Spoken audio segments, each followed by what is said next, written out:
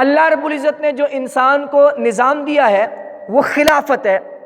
خلافت کا مطلب کیا ہے کہ انسان اللہ کا نائب ہے۔ نائب کا مطلب کیا ہے؟ اصل جو حکم دے اس حکم کو آگے نافذ کر دے، پہنچا دے۔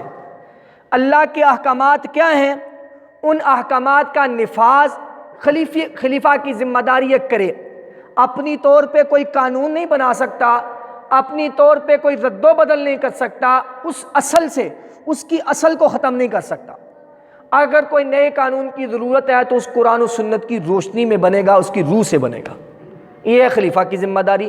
تو دوسرے قوانین جتنے بھی ہیں نا جی، ہمیں ان کی زندگی سے سبق یہ حضرت آدم کی ملتا ہے کہ انسان کو اللہ نے خلیفہ بنایا ہے، اور اصل جو نظام ہے وہ خلافت کا نظام ہے۔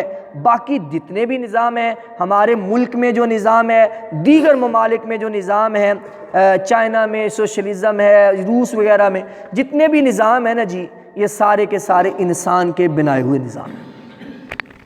اللہ کے بنائے ہوئے نظام میں تو اتنے لمبے چوڑے کیس ہی نہیں چلتے۔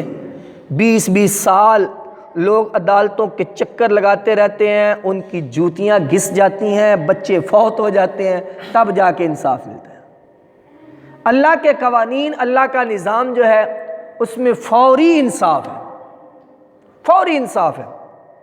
اور اسی لیے اللہ کے نظام کے مطابق جو خلیفہ اللہ کے نظام کو قائم کرتا ہے، پھر وہاں لوگوں کے اندر یہ جو تخریب کاری ہے، یہ جو گناہ کی شرح ہے، اس میں انتہائی کمی آ جاتی ہے۔ ایک چور چوری کرے 10 درہم سے زیادہ، اور لوگوں کو ڈاکے کی حیثیت اور ہے، چوری کی حیثیت اور ہے، پھر کرے تو اس کا جب ہاتھ کاٹا جائے گا سب کے سامنے،